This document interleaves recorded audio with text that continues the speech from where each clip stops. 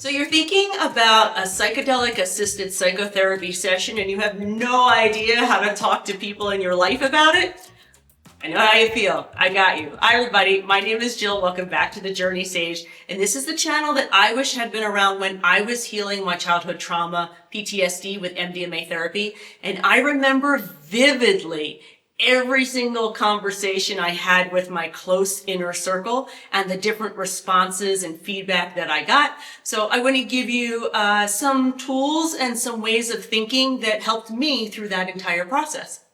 All right, so the first one is you just have to acknowledge that this might be a challenging conversation. I mean, I first said no to my therapist when she suggested this particular treatment because all I remembered was the egg in the frying pan commercials in the 80s. And I was like, I don't want to mess up my brain. My brain's the only thing that has gotten me through. It took me looking at the clinical research at maps.org back then for me to realize, oh, wait a minute, there's something else going on here.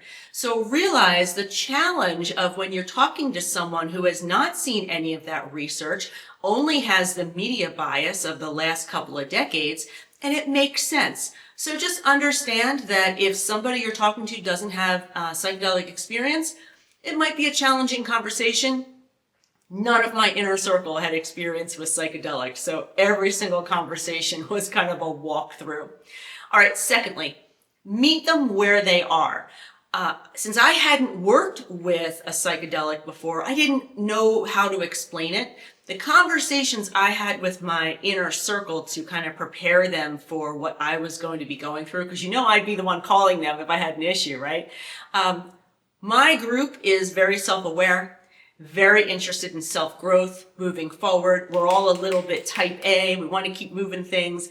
And that was really the conversations that we had. I was feeling very, very trapped in the hypervigilance. I wasn't getting out of the fear. I was becoming more and more suicidal. And so talking to my friends about those really intense feelings, and quite candidly, for a lot of the time, the first time, kind of sharing the tough things in my childhood, mom's suicide, dad's abusive stuff, the drug use, like all that kind of stuff that I hadn't shared before. By the way, major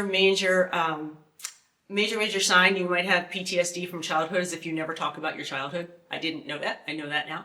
So opening up some of those conversations and speaking about the psychedelic-assisted psychotherapy as the medical procedure it is to enable me to heal some of these things was very, very, very helpful. So wherever your friends or inner circle are in terms of their own self-growth or their medical experience, meet them where they are to try to explain what this modality is.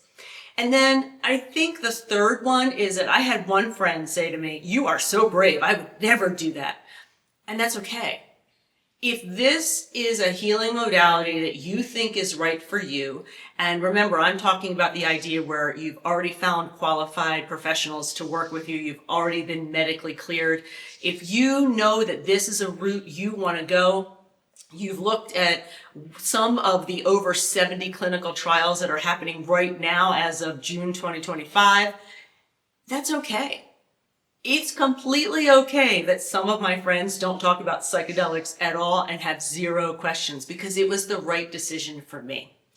And then lastly, you just have to realize it's not your job to convince everyone in your life that this is the right thing for you. I went into this with most of my friends thinking I was a little bit kooky. You know, this was several years ago. This was not in the headlines. And they were like, I don't know what Jill's doing. Jill's always been a little bit bold. She's been a little bit brave. We're going to let her do her thing.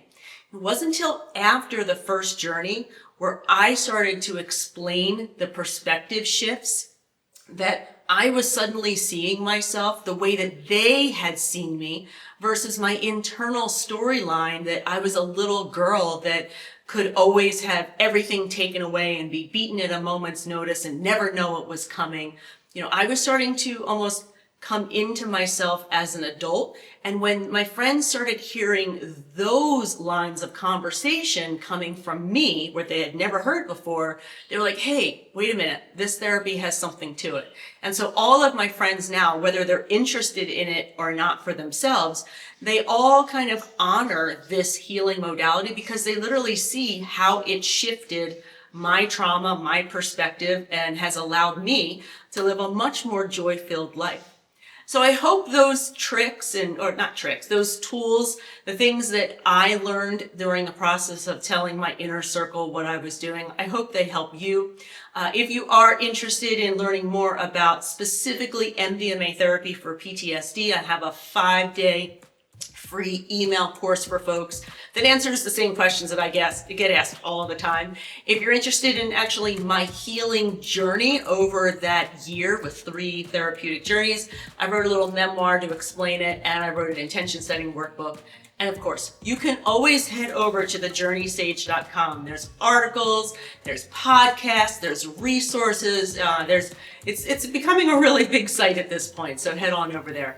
And so with that said, until next time, take care.